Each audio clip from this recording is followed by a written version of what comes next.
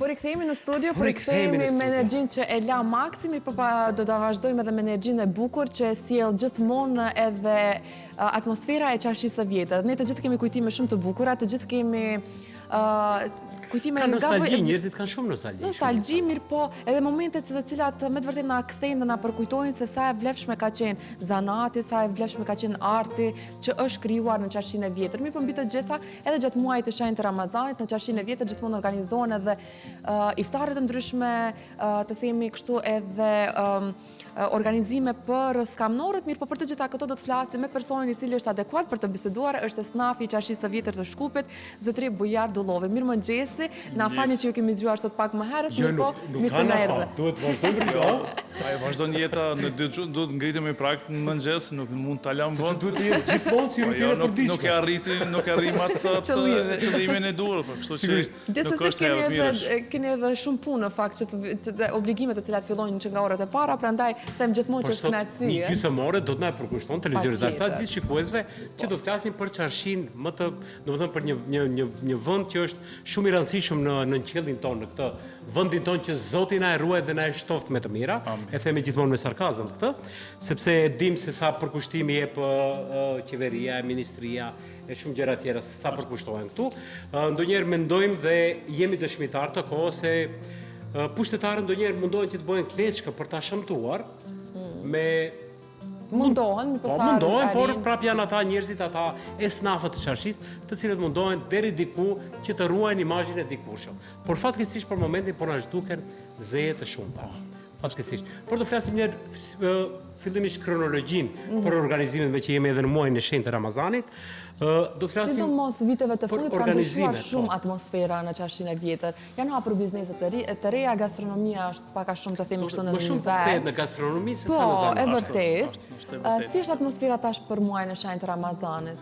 Po shef, si çdo Ramazan, jeni pjesë e këtij Çarshie, si e themi, siç e tha vllau, thotë që gjithmonë çka mbahet me fanatizëm. Po mos ishte këtë fanatizëm të cilin e kanë esnafët apo populli të cilin jeton për rreth, edhe në ta them kryesisht çajiri me botelin, Çarshia ishte zhdukur moti. Dhe unë besoj dhe një sens që ekziston me kaq motë dhe vite, është fanatizmi i këtij populli të cilin ka jetuar këtu edhe ka mbajtur gjallë Çarshinë.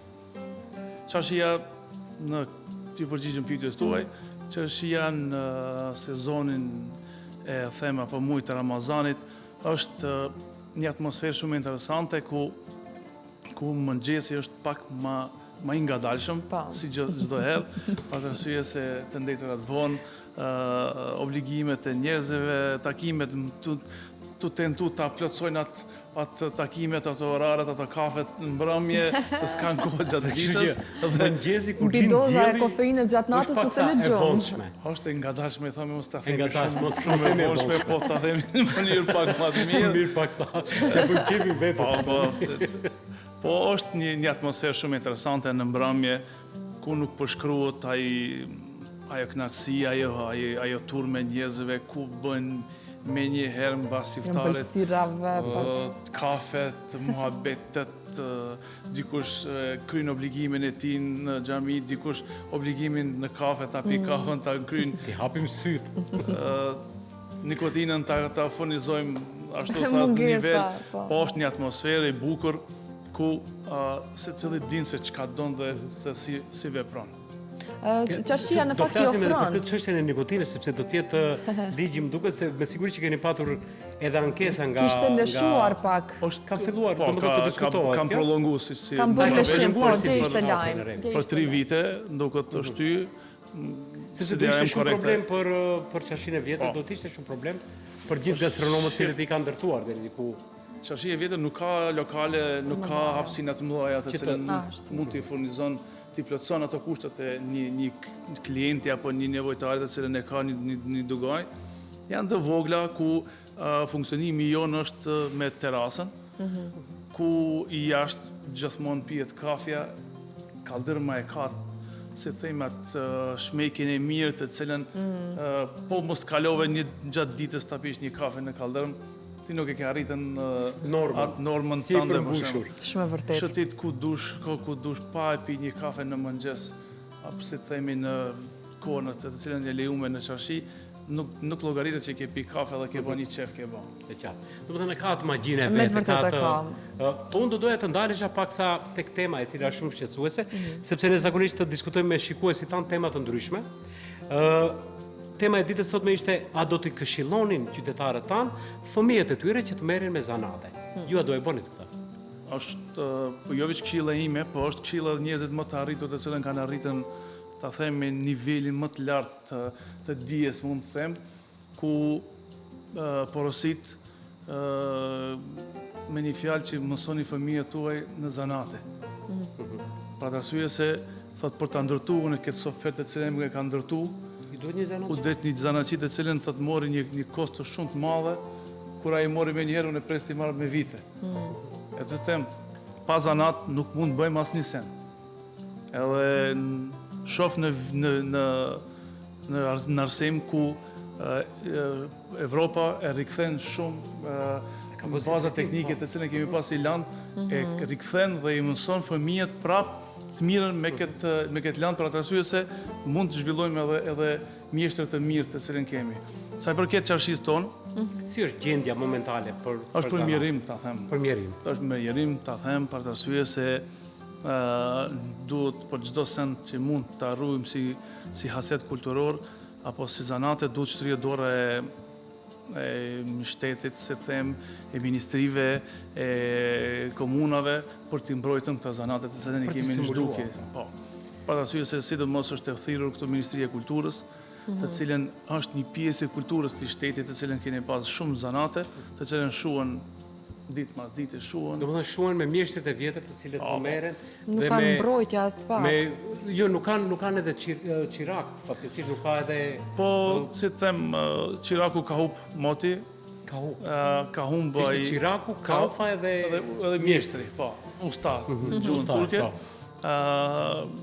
Ka qenë një, si them, një bukurit të cilën ke pas për çu brez, mbas brezi, ke pas një qirak. Cili e mësonte zanatin. Ai qiraku të cilën sot ka punë deri dje, mund ta them, para kohërave tona, që ka punuar një zanat, sot është një tjetër biznes çon apo një tjetër zanat për të arsye se zanatin të cilin e ka mësu, ka fillu të vdes, ka Po dhe nuk dalë jep përfitime tash për të jetuar. Realisht kur flasim, zanatet e vjetra edhe nuk mund të mbjetosh në epokën që jetojmë tash.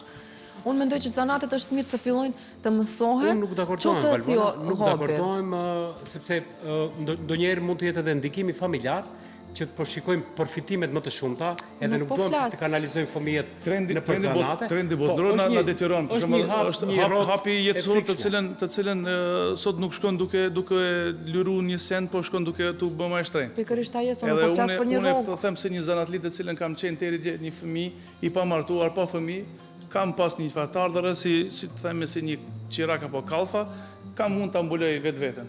Po sot me fëmijë dhe me familjen Nuk shtemën të mund, është është vështirë. pa mundshme për të arsye se janë hap kufit të ndryshëm Për atë po po them. nga Turqia, nga Kina, nga gjithë bota. Po, industrializmi, ku domethënë, po sot një është produkti për ta sjellë në çarshi nuk është e mirë ashtu siç e punon dorë e mjeshtrit, po nuk na intereson, ne kemi qef të kalojmë lirë mirë që mund ta ndrojnë nesër.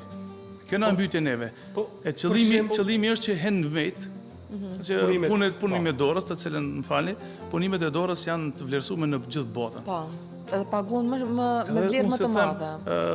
Unë habitem me çarshit tjera që kemi për rreth neve, sidomos në Sarajev, në Prizren, ku Ministria e Kulturës e mban me Stimulon. fanatizëm, e stimulon me dugajet e tjera të cilin i ka që si pronë që është pronë shtetit që jep falas për të prodhu rikthen tene që punusin, rikthen saraqët, rikthen kovaqët, vish për të ekzistu dhe ditë ti do të punojsh me qekan, që dëgjohet qekan i jetë. Dëgjohet tingulli, se ajo ishte e këllëshmja. Si sa keni qenë në Sarajev është pjesa më interesante ku është tene që punusit, ku mbarojnë vazoja, mbarojnë për kafe, si thënë, Po, nëse këto më hubi. Gjezve të shumë sene, gotat, setet, a e ka për detyrë që në muj të prodhon qekash dhe të dorëzon disa produkte që Ministria e Kulturës e mbron ata.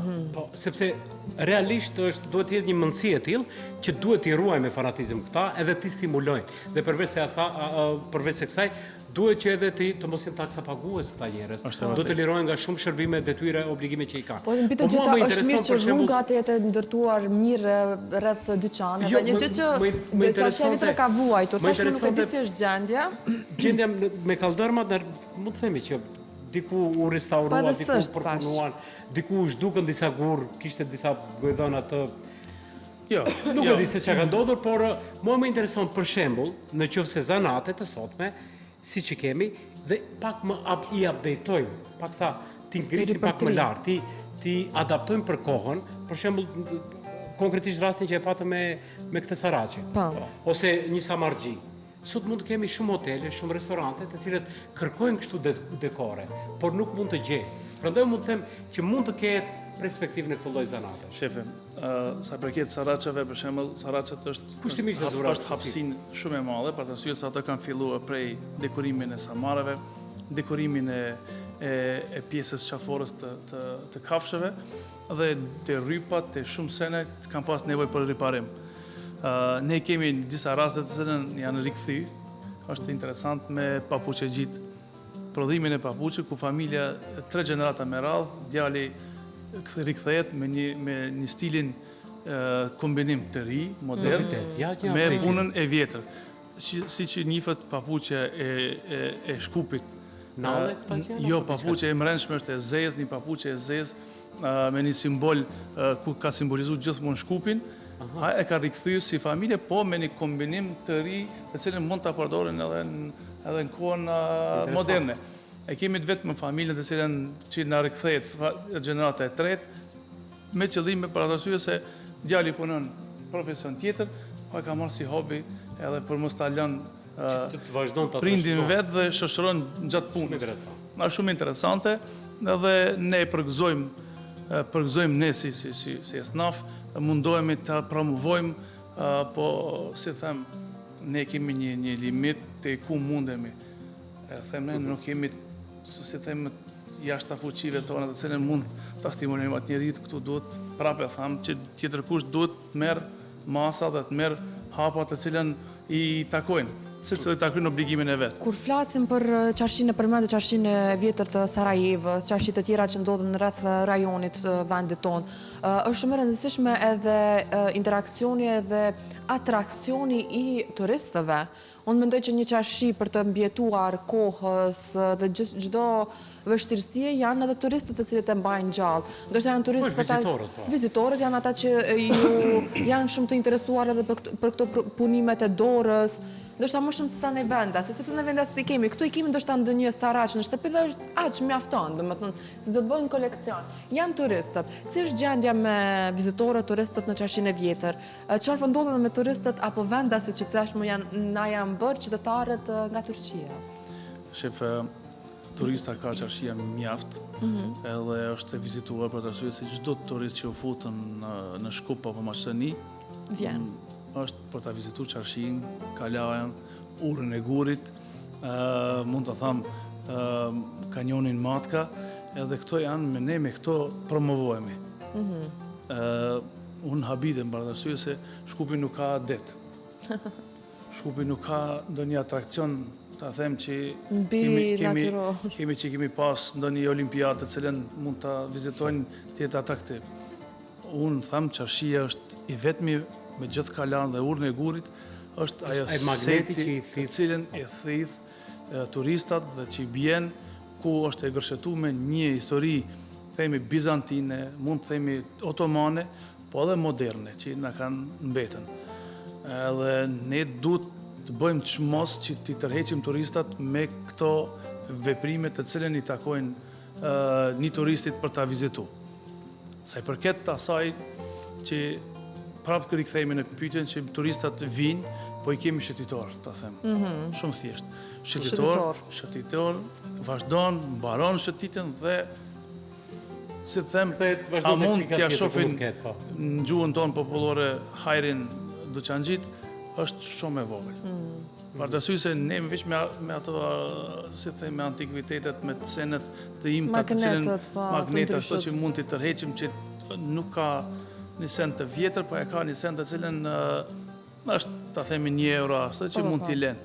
Po që të investojnë, të ndalen, të marrin diçka më. Marrin një suvenir nga Shkupi, nga Qarshia, për bes. Po i kemi këta filigranët, nuk funksionojnë? Funksionojnë filigranët, funksionojnë, i ndërtojnë, po filigrani është punë dorë të cilën vlerëson mjeshtri vetë, të cilën mund të banë një filigran, mund të banë një ndërtim të bukur, po kemi të rritë të cilën janë shumë ma entuziasm se unë edhe ma vullnet kanë, të cilin e kthejnë edhe në Qarshinë e vjetër e kthejnë në rubinin, si themi, se di mirë, ta them, e thotë rubin në gjuhën tjetër, shqipe, po është një gurë të cilin qmushëm që është rubini i kuq i Maqedonisë.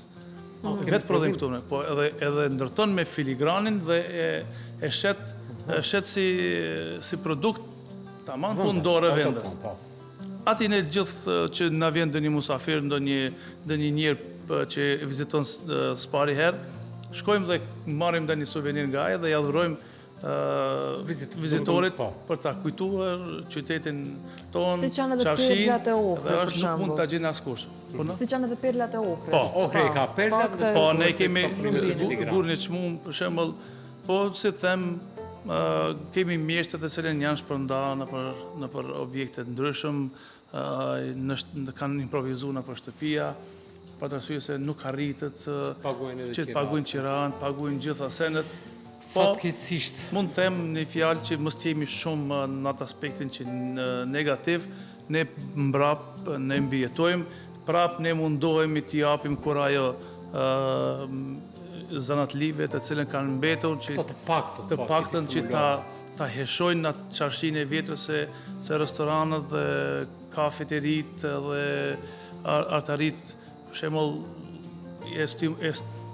stolisin në Qarshinë, po prap mungon që kanë i tyre, prap me tingull i tyre të cilën mund të kërsasit tër ditën ndërton në një sen, na mungon, çdo sen na mungon kustar, na mungon rroba çeps, na jorganxhi, na mungon saraç, na mungon, themi se kemi saraç, po të vërtet të cilën mund të punon një punë, na mungon. Ne Qarshinë, jo që e ndërtuam ne, se të parët tanë e ndërtuan edhe e mbajtën gjallë, ne do të mundohemi që t'japim një shpirt sa do pak vend të sigurt, vend ku mund të relaksohemi, të kryqëzojmë mendime, si them të pim një kafe spaktu dhe të dëgjojmë hallin njëri qetrit, dhe të fillojmë punën, dhe të na vinë turistë që t'jenë të sigurt.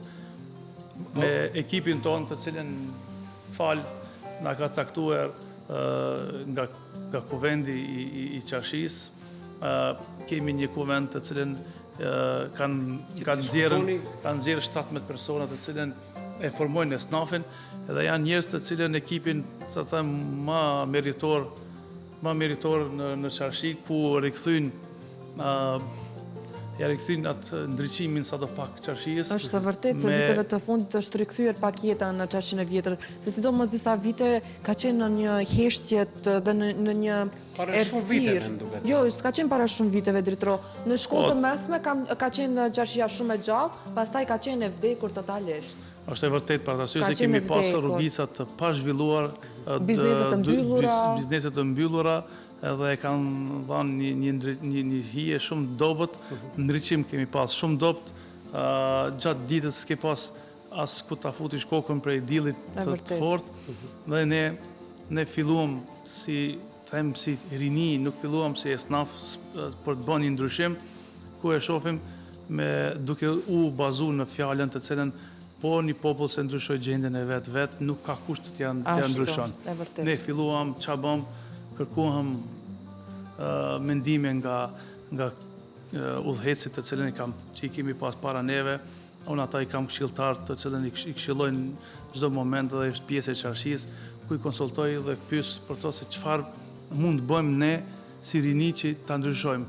Kemi pru një farë vendimi të cilën na thirremi prap në të vjetër, në të lashtën, ku fillimisht e bënëm një test me mbulimin e çadrave, ku ishin disa tendat e themi në formën trekançe, ku simbolizon të kaluarën që në të kaluarën i thojnë me harna, i thojnë që i ka mbulu për të formuar një hije. Ne rikthym me pak më moderne me disa trekança ku e dhani një atmosferë shumë të mirë, po gjatë ditës. Gjatë natës ka nevojë për ndriçim, i futëm ndriçimin ku njerëzit lirisht mund të bëjnë një korzo në përçarshi, ku sidomos sepse ka qenë friga, sidomos për vajza, ka qenë friga që të kalon në disa rrugica të çarshit, po tashmë për djemë dhe për neve ka qenë një frigë e madhe për të arsye se ka qenë mbyllur totalisht, bezdetet kemi arritën të zhvillojmë shumë rrugica, ndoshta se nja kemi qëllu me bizneset të cilën janë hapur, po fillimisht njerë të funksionon, pronarët e shitoreve të kenë vullnet për të investuar në shitorët e tyre, për të ketë gjallëri, kemi të bu rinien atë ku janë të sigurt, falë gjitha institucioneve që janë sigurisë, të them që përket prej stacionit Bit Pazarit deri në nivelet më të larta ku na dalin në krah për pjesën e sigurisë të rinjeve, për largimin e mjeteve të cilën nuk janë të lejuara për të konsumuar rinia, për kontrollin e alkoolit të cilën në disa lagje të cilën fëmijët në ndër 18 vjet nuk lejojnë për të futën edhe të shfrytzu ato pjesë. Është një pjesë të cilën ne mundohemi ta bëjmë të sigurt. Janë rregullore europiane, nuk janë vetëm se duhet në fakt që të ketë rregulla të cilat zbatohen siç ndodh në Europë dhe në vendin tonë. Albana, me që jemi edhe nga fundi, unë kam shumë pyetje për bujarin, por me siguri do ta pyesi. Unë uroj një, nuk doja bëj si pyetje, uroj që të paktën Ministria e Kulturës, me që duhet të ruan, të konservon edhe të ketë mbarvajtjen edhe të kujdeset dhe përgjithë zanatçit, të cilët fatkeqësisht po zhduken, të vedisohen një herë për gjithmonë dhe të stimulojnë gjenerata të reja, ose në bashkëpunim me Ministrinë e Arsimit t'i fusin në plan programet mësimore që të kemi edhe zanatçin të paktën që të fillojmë ta rikthejmë imazhin. Kam shumë pyetje edhe për rreth çarshis të Shkupit, pjesa e Bit Pazarit, aty është një port, kam dëgjuar që ka edhe 2-3 porta, uroj që sa më shpejt të kthehet, të dislokohen edhe pjesa e tezgave, që t'i kthehet imazhi, uroj, por nuk e di se sa është e gatshme politika për ta realizuar këtë. Nuk mendoj që është e gatshme. Dëshira e jotja e dëshirë të gjithë qytetarëve. Unë vetëm për fund dua, domethënë, ta përcjellem edhe mesazhin e muajit të shenjtë të Ramazanit, çfarë do të ketë bët iftari në ditën e parë të Ramazanit apo në ditën e fundit? Si keni këto planet, bizneset kur bashkohen? Është një interesant se që këtë mot veç më ka fillu të ftohet koha dhe nuk e kemi atë luks për të bën që të dalim jashtë. Dhe si vetë nuk kemi shtruar, është për interesant se doli një video e mirë të cilën ishte nga iftari i vjetshëm, ku të bun gjithë bizneset në çarshi që cilën gjinden, musafir të ftuar nga viset të ndryshëm, sidomos pjesa e snafet të Prizrenit, që kemi zanatlit nga gjitha viset tona, dhe u të bum në çarshin, ku ka qenë një përzgjedhje, ta them, ndoshta jo e menduar mirë, po doli aq bukur të cilën na stimulojnë për ta bë. Si vjet nuk e kemi atë mundësi, për të arsye se koha veç fillon prap na jep meteorologët të cilën nuk janë për të dalë jashtë. Dhe me këtë çardhje them që nuk do të mund ta organizojmë, po që është një send të cilën ne e bëjmë në çarshi për muajin e Ramazanit, e kemi sofrën e iftarit të cilën tradicionalisht e shtrojmë me vite, kanë shtruar, po ta them që nuk na ka rënë shumë në sy dhe ne si shoqëri të cilën tash si rini ne kemi vërejtë të cilën dikush e ka bërë atë punë për të na ngrit neve si çarshi, ku nevojtarët, studentët, kalimtarët e rastit e kanë një vend të sofra iftarit ku në bashkëpunim esnafi me zanatët, me esnafët tjerë të cilën e finansojnë për nevojtarët. Bamirësi, lloj bamirësi. Mandej është një projekt të cilën ne e bëjmë çdo vite, e bëjmë paketat për ditën e Bajramit, fëmijëve shpërndajmë në sheshin të Murat Pasha, e themi, aktivitete kemi vizitat ku i vizitojmë esnafët tanë, edhe Gjërat e bukura që sillë muaji i shenjtë i Ramazanit. pjesa më e bukur të cilën i ftoj gjithë është pjesa më e mirë mbas iftarit ku mblidhen gjithë, është një turm, një korzo e madhe Po do që të uleni nuk gaboni, me nga një ëmbëlsin, nga një tatli Na iku baklava. shumë shpejt koha, na iku, po do të diskutojmë. Faleminderit shumë për Faleminderit edhe prezencën. juve, ishte Faleminderit kënaqësi. shumë që ishit Ishte pjesëmarrës. kënaqësi, po ne ju ftojmë prap.